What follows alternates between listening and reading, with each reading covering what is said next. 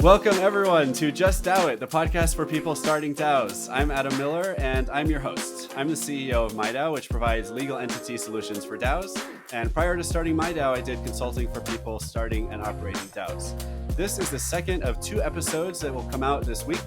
In the first episode, we covered this week's DAO news with our guest, Crypto Bushi. And now we're going to go deeper into an interview with him to get to know him better and get his ideas and advice and experiences that he can share with all of us to help all of us be better DAO leaders and contributors. So welcome again, Crypto Bushi. Earlier in the week, we asked you what makes you an authority on DAOs. So would you please tell us who are you and how did you get into Web3 and DAOs in the first place? Who am I? That is always like the hardest question ever. Like if you're ever in like a job interview or something, people are like, so tell me about yourself. It's like the hardest one. But I was doing something completely different before this. I pretty much got exposed to crypto during COVID when everybody was locked inside and just on their computers. You know, I was doing the same thing, bored and worried that the world was falling apart and that maybe we're all going to turn into zombies or something. And I was actually reading The Stand by Stephen King at that time too, which like made it way worse. So my friends told me about crypto and they're like, hey, you should really check out crypto. And like some of my friends are like really into investing and stuff, into like stocks and options and stuff. And I've never really been into that stuff. I'm not like much of a gambler. And they're like, no, check it out. And so I started checking it out, like just like typical like Coinbase, buying like Ethereum, buying Bitcoin, just like really basic, like just holding coins. And I remember thinking, I'm like, cool, like I own the coins now. Like, well, what can you do with them? And like my friends, that kind of was like, that was where it stopped for them. Like, they're like, oh, you just hold it and it goes up in value. I'm like, well, why? Like, why is Ethereum worth anything? Like, I don't understand. And so then I started to just kind of do some more research and I started to really get into Twitter at the time. Like, at that time, like I didn't have a Twitter account. I've never been a Twitter person. And I quickly realized, like, holy crap, crypto Twitter is like really engaging and fun. And there's like a bunch of really smart people here. There's a bunch of like really wealthy people who are like giving their thoughts for free. Like it's really a great place. And so I started to just fall down the crypto Twitter rabbit hole. And at this time, NFTs really started to take off. And so that resonated with me right away because I've always been like a pretty creative person. I wasn't like an artist or anything like that. And I remember thinking, I'm like, holy shit, this is amazing. Like these people are making stuff that just looks real and you know, they're making it in their bedroom like by themselves and they make like these, you know, it looks like movie quality stuff. And so I was like, I want to learn how to do that like while I'm just sitting at home waiting for the world to like figure out what it's going to do. And so I downloaded Blender, which is a free open source software for 3D, and I started just watching YouTube tutorials. And I was really just hooked ever since. And so I started just making art and I just made stuff for fun. And at this point, again, like I had no Twitter followings. I'd never been on Twitter, like even my personal life. So I had like no, I had like zero followers, like you know. And so I'm posting like my artwork on Twitter and like doing hashtags and stuff, just trying to get people to see it. Like I'm not even trying to sell it. I'm just trying to like post stuff and have people say like cool or nice. And like nothing, right? Like crickets. So I'm like, cool, whatever. Like I'm just gonna keep making this stuff for fun. And I just kept doing it. And then at that time, like Bankless DAO was getting formed, and I got the airdrop for that, which was cool. And that's where I started to like learn about DAOs. And then they opened up like this like art channel or meme channel or something in the DAO. And I made this robot like kind of the night before the DAO launched, which is weird. And it's this robot with two middle fingers up, like flicking off the camera. And across the visor, it says fuck banks. And I made this before the Bankless DAO launched. And I didn't even know the DAO was launching. And so I remember I was like, ooh, like this is perfect for Bankless DAO, like a robot, the pink robot with his middle fingers up says fuck banks. Like this is perfect. And so I posted it in that channel, Bankless HQ, like the main Bankless podcast. They were posting it on their account and like I was getting all these followers and it was just like really like a, you know, like a big dopamine high. I was like, oh, this is really fun. And so that's really what propelled me into the space and really where I dove down the rabbit hole and just got really hooked was really from the art side for more than anything. Cool. So, a lot of the people listening to this podcast are starting DAOs, or at least they're contributors to DAOs or interested in contributing. So, I'd be curious to ask you, what was the biggest growing pain that you've experienced with DAOpunks or another DAO in the early stages, and how did you address that challenge?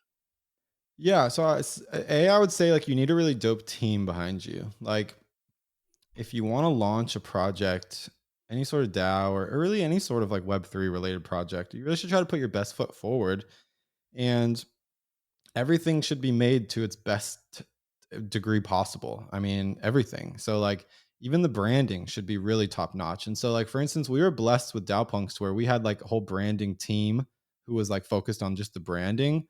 I was focused on creating the art with Sinjin. So like I really could just keep my head down and just work on the artwork and focus on that. We had a really great developer team, like who were worried about like the smart contract and all the logistics. We just had a really great like project management team who just helped kind of keep everyone together working towards the same goal. I mean, really, everybody was just super excited. And so I'd say that's something that you need. Like you need a group of people, even if it's just two people, like whatever. Your group needs to be super excited to like start the project. And then you guys need to just keep that excitement rolling. And then because in the end of the day, like everything gets hard and like you're gonna run into problems in your inception of it. And if you have no excitement, then you're just going to quit probably. So the excitement is really not, it's there for when shit hits the fan and like you're like, okay, well, you know what? Like we're going to figure it out because you something's going to happen and you're going to figure it Yeah. out. Only if you're excited though. If you're not excited and you're not having fun, then the moment that it becomes not fun, you're just going to be like, okay, oh, screw this. This was a terrible idea. Like I'm not doing it. Yeah. So was that the core team that you're talking about, that you had to have a good team behind the project? Are you guys like an executive team for the project or not so much? It started as like an art project again. So like, I mean, even when we were like close to launch, we were just like an NFT project. Like I wasn't calling us a DAO or anything. Like we were basically the concept behind the DAO punks was like we wanted to like create like visuals of like what we thought some of these like kind of rebellious DAO workers looked like and like their digital personas and stuff. And so really like we were just like another PFP project at that point. Like that's really what it was. It was just a basic like PFP NFT project. And then of course, since we spawned out of Bankless DAO, we had a bunch of just DAO people who are interested in DAOs. And so everybody's like, oh, well, we can use the NFTs as governance tokens and because we can hook it up to Snapshot and like all this other stuff. And so then enough people just kept calling it a DAO. And like, and then, we didn't really even have the idea for the grants for a while either. That we started a channel inside of our Discord called Ideas. And basically we just invited people, said, hey, like, what would, if we donated a portion of the treasury to the community, like, what would you guys want to do with it? And the whole idea of giving away grants was like the number one thing that pretty much everybody got behind.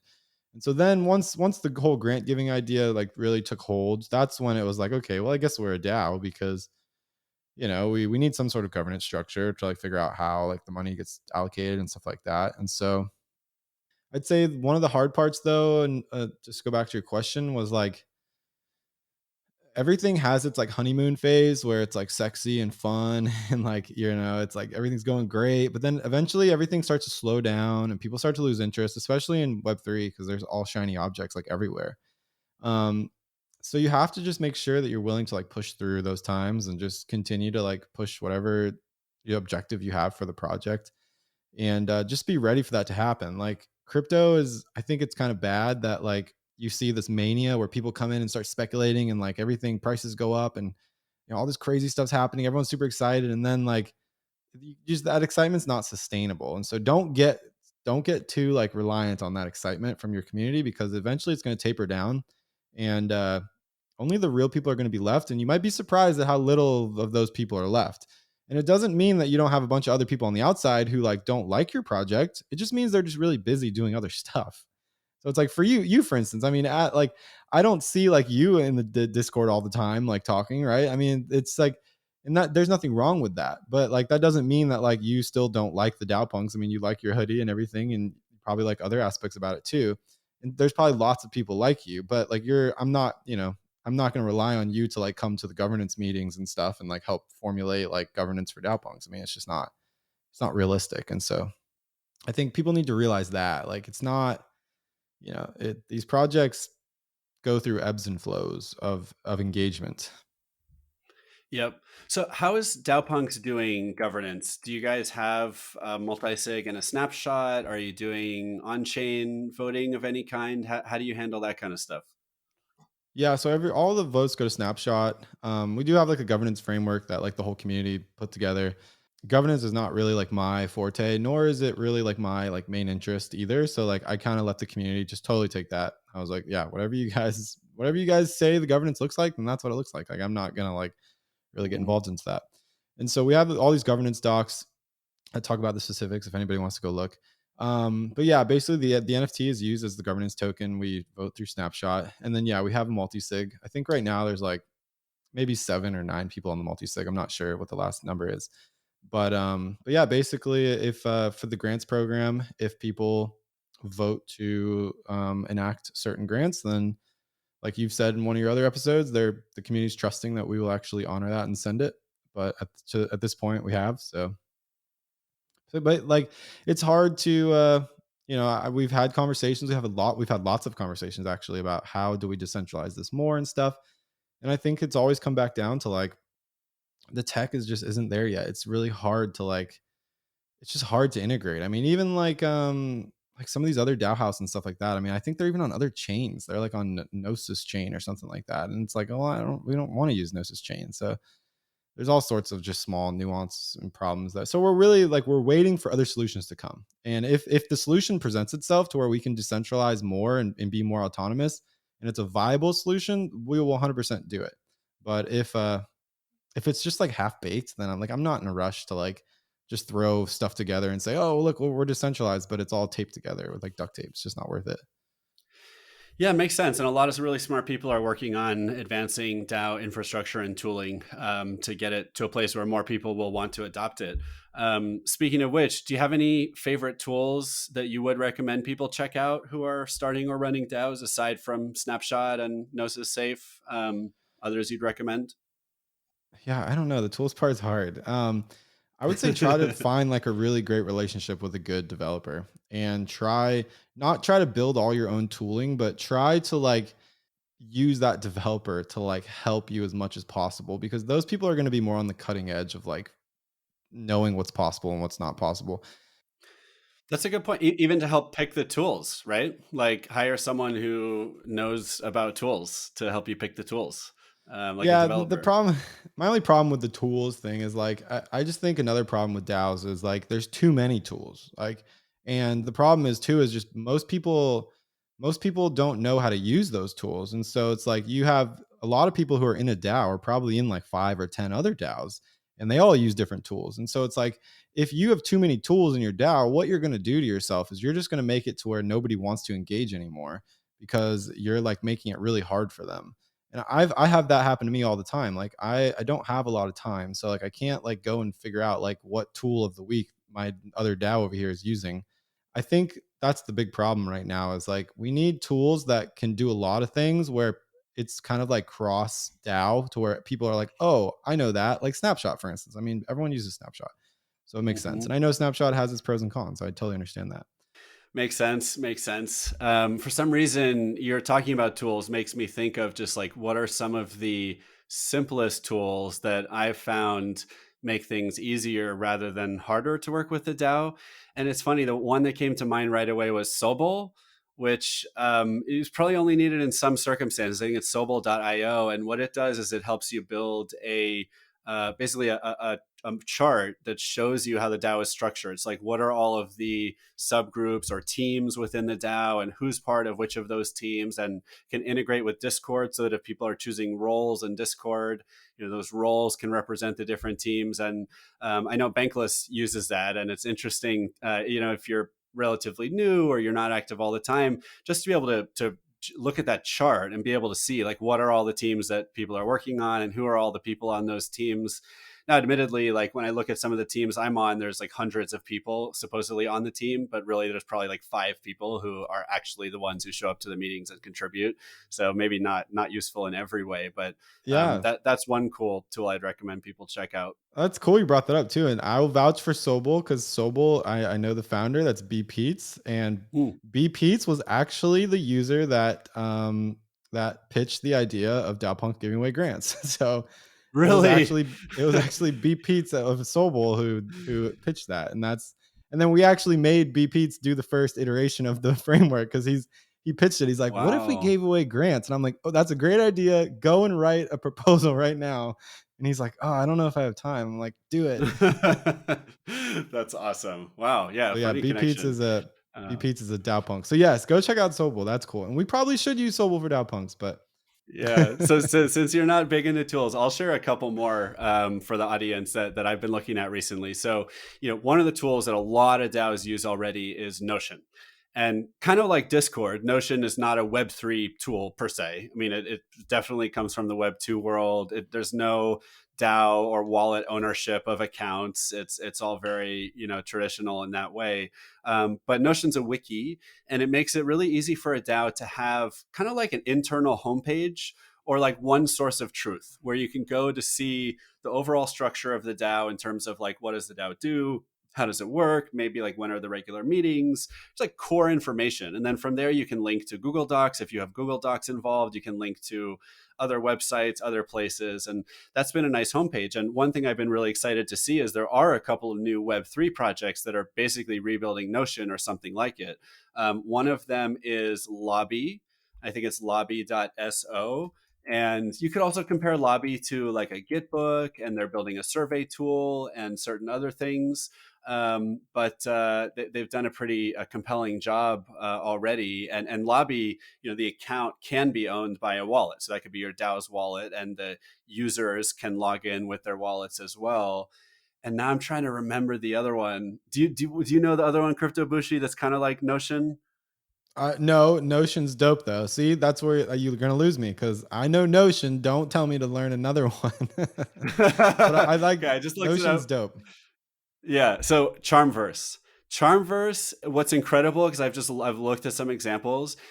It seems like they rebuilt all of Notion, which like Notion must have like hundreds or thousands of employees. They've been operating for a long time. Somehow this new Web3 tool, they must have amazing developers because they basically rebuilt Notion. You can import your Notion. And again, it basically allows you to use Notion, and it's very similar user interface. So not a ton of new stuff to learn, but allows you to do it with more Web3 concepts like wallet ownership. And hopefully they're moving towards using IPFS for storing data and stuff like that. But yeah, sorry, there may be another new one you have to learn one of these days. Yeah, that's cool. I'm sorry, I'm terrible with tools. Yeah. It's okay. You gave me a chance to share a couple.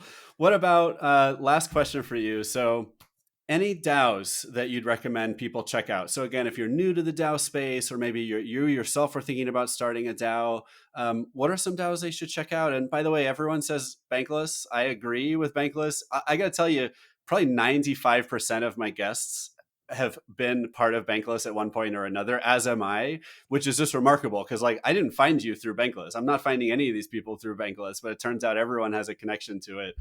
So that's definitely one people should check out if they haven't yet, as well as the Bankless podcast and all the Bankless podcasts, which are all great.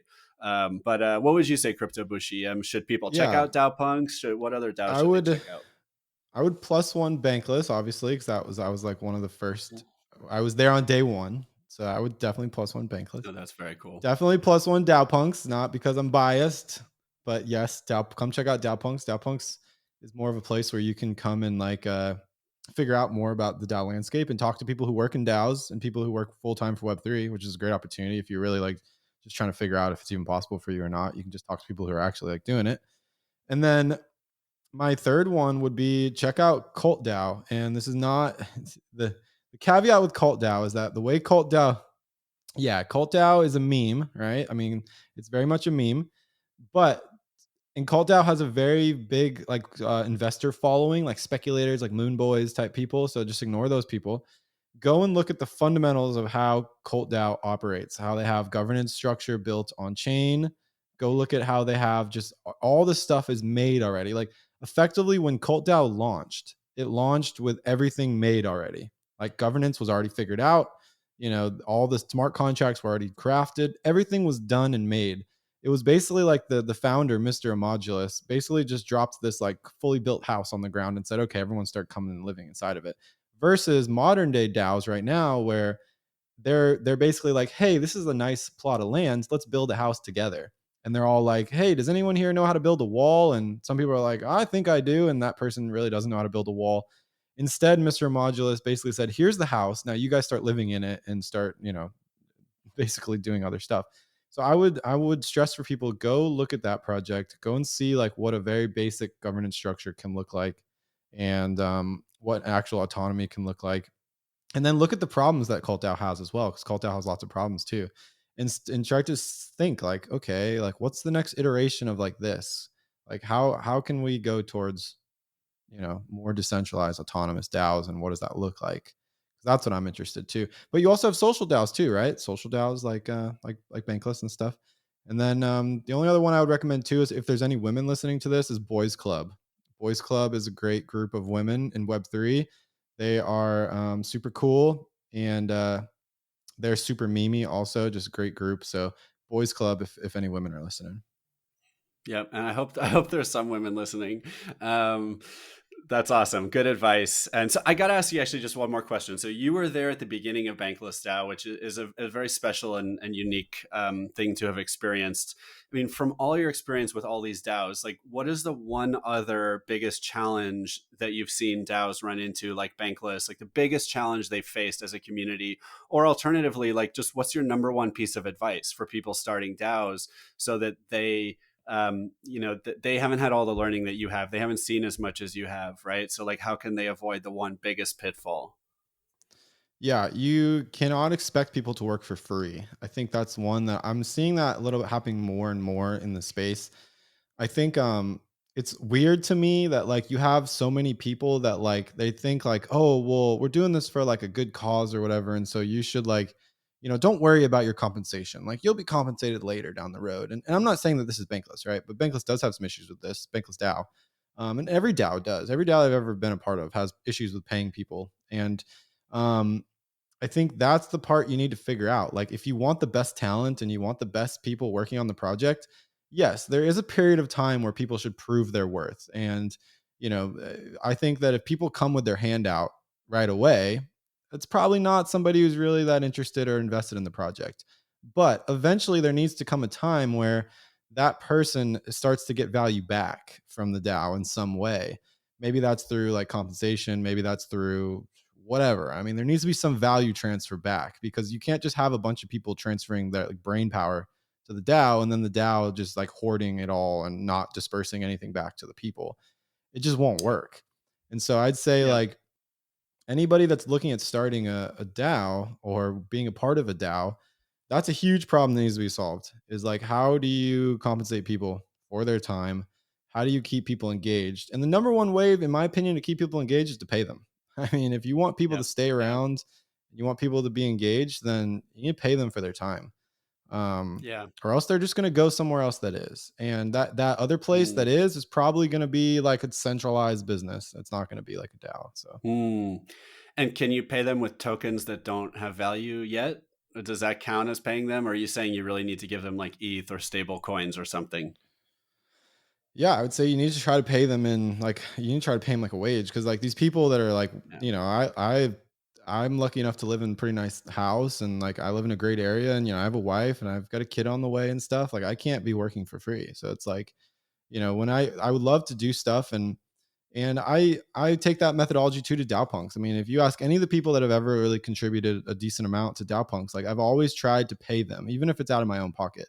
Even if it's something, just to show like, hey, look, I appreciate what you're doing. Here's something. And I think there's a lot of projects out there that just expect that people are just going to work for free because they like the project, and they're like, oh, well, don't worry, don't worry about it. Like, I just think that's a bad mentality. And so the DAO space needs to figure that out. And really, anybody that works meaningfully in the DAO space will probably agree with me that yes, like compensation is probably the number one concern, Yeah. because it hits home the most to people too. I mean, if you want your DAO to succeed, you need to make sure the people who are working in it are comfortable and not worrying about like their bills and stuff all the time. Because Yeah. if they're worried about their bills and stuff, they're just going to go find something else to fill that gap. Yeah. Yeah, and I think people should at least be conscious of like, are you building like a volunteer nonprofit organization where people shouldn't expect to get paid and you're just looking for volunteers? Or are you trying to build like a business or whatever, a DAO where you want the best of the best to come work there and like you're trying to make money together or at least build something financially sustainable together, in which case you probably do need to pay people.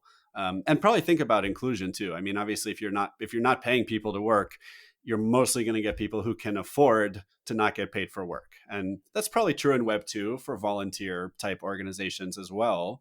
Although I think people volunteer at all rungs of, financial ladder, but maybe more where Yeah. people can Well, afford to. that takes me back to the cult DAO. I mean, again, I hate to be the cult DAO shillo here. I'm not. Like, I think if you look at cult DAO, like cult DAO doesn't have to pay anybody for anything because the DAO runs fully autonomous. Like it's built in a way to where like it doesn't have a marketing team, it doesn't have like an accounting team, it doesn't have oversight, it doesn't have like a CEO or anybody. It has nobody working for the DAO is essentially a smart contract. It works by itself and it functions completely on its own. And so like Cult DAO has zero operating budget. Like and I mean that's another example right there to where like maybe again if you're thinking about the concept of DAO, maybe sometimes like trying to build it in a way to where it's like it runs on its own is interesting as well, because then there's no overhead at all as long as the machine functions properly, right? Because it needs something to keep the oil going, but there's ways to do it. Awesome. Very cool. Yeah, I got to spend more time looking into Cult DAO because I haven't, and it sounds really interesting. Crypto Bushi, thank you so much. This has been amazing.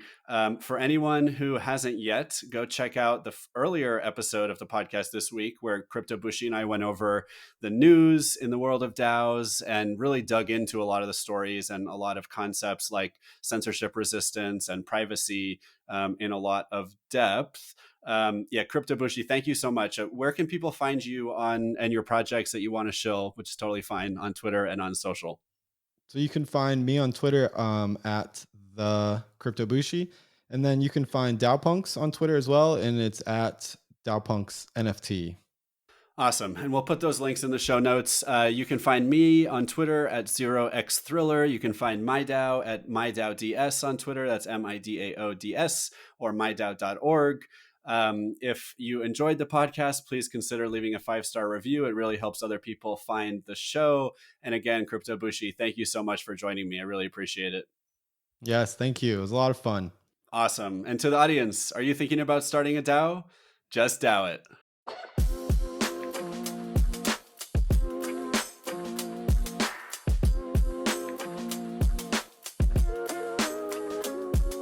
Just DAO It is for educational and entertainment purposes only.